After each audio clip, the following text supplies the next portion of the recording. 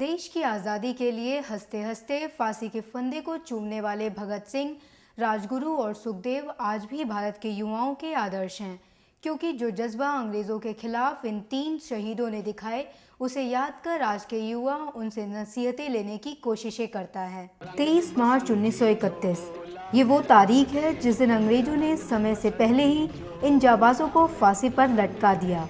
भगत सिंह तब भी कहा करते थे, अंग्रेजों के लिए मेरी मौत मेरी जिंदगी से ज़्यादा खतरनाक होगी और देश जल्द आज़ाद हो जाएगा, जो सच भी साबित हुआ था।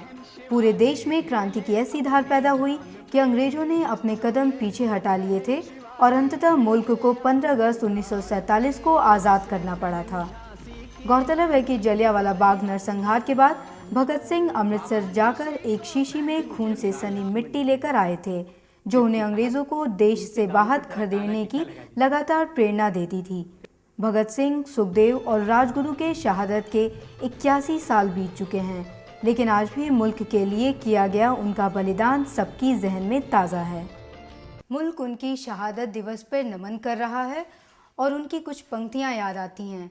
काबिले बुज़दिली है अपनी ही आँखों में पस्त होना, अगर थोड़ी सी ज़रूरत हो तो क्या कुछ नहीं हो सकता, उभरने नहीं देती बेमानियाँ ये दिल की, वरना ऐसा कौन सा कतरा है जो दरिया नहीं हो सकता। छोटे पर्दे के दर्शकों के लिए एक बड़ी खुशखबरी है। डांसिंग प्रोग्राम झलक दिखला जा सीजन 5 में बड़े पर्दे की हुस्न परी माधुरी के बाद अब रेखा नजर आएंगी। झलक दिखलाजा में आपने माधुरी की झलक तो देख ली है, लेकिन पहली बार ऐसा होगा जब रेखा छोटे पर्दे पर अपना जलवा बिखेरती नजर आएंगी।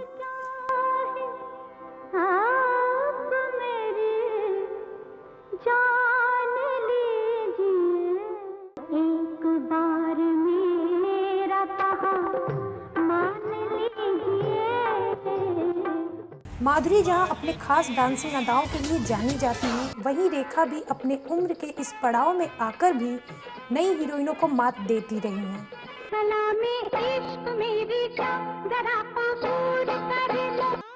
बड़े पर्दे पर उनके जलवे का रंग तो सभी ने देखे हैं, लेकिन दर्शकों को अब इंतजार है इस हुस्न की परी के छोटे पर्दे पर करने वाले धमाल का। बड़े पर्दे से छोटे पर्दे पर दस्तक देने वाली रेखा कोई पहली कलाकार नहीं है।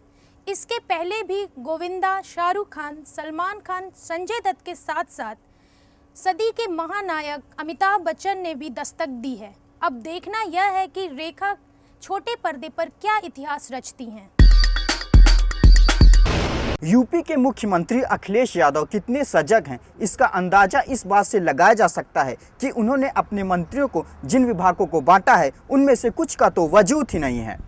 6 मार्च को शपथ ग्रहण करने के 5 दिन बाद विभागों के बंटवारे तो किए गए, लेकिन यह विभाग बंटवारा भी आखिरी नहीं हुआ। जल्दबाजी और दबाव में बांटे गए विभागों के चलते अखिलेश को अपने फैसले पर पुनर्विचार करते हुए कुछ मंत्रियों के विभागों में फेरबदल करना पड़ा।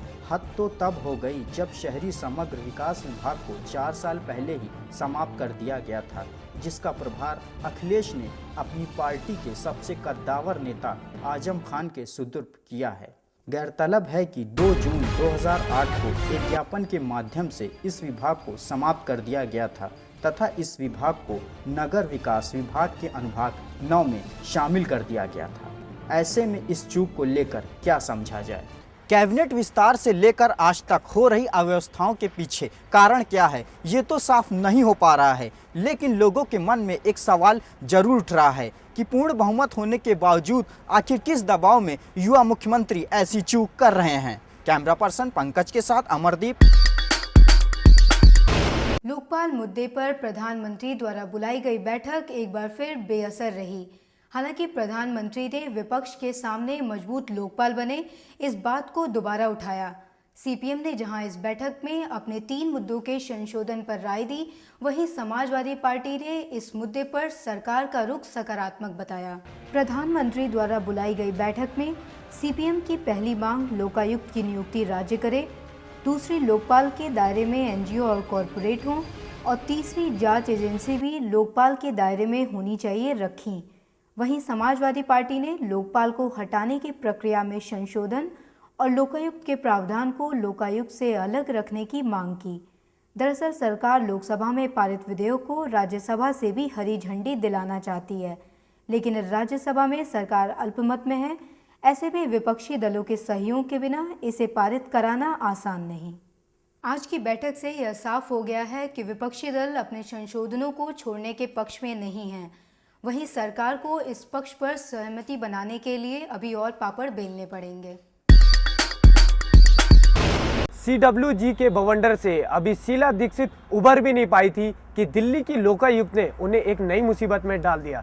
दिल्ली की लोकायुक्त का ये आरोप है कि शीला दीक्षित ने गरीबों को सस्ते दामों में फ्लैट देने की घोषणा चुनाव के मकसद से की थी। असल में ये फ्लैट बनकर तैयार नहीं थे।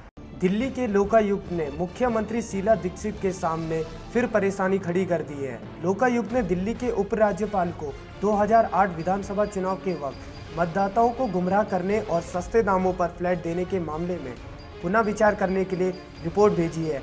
उन्होंने इसे राष्ट्रपति प्रतिभा पाटिल को भेजने का भी अनुरोध किया है। गौरतलब है कि वर्ष 2008 के विधानसभा चुनाव से पहले शीला दीक्षित ने 6000 परिवारों को सस्ते मकान देने का वादा किया था। सरकार ने ये भी घोषणा की थी कि 60,000 फ्लैट बनकर तैयार हैं, लेकिन दिसंबर 2009 में सरकार के शहरी विकास विभाग ने सुनवाई के दौरान जो दस्तावेज सौंपे उनमें तैयार फ्लैटों की संख्या केवल 8,000 निकली, जिसके बाद लोकायुक्त ने कार्रवाई की सिफारिश के साथ ही राष्ट्रपति को रिपोर्ट भेजी थी, लेकिन राष्ट्रपति की ओर से दीक्षित को क्लीन चिट दे दी गई थी।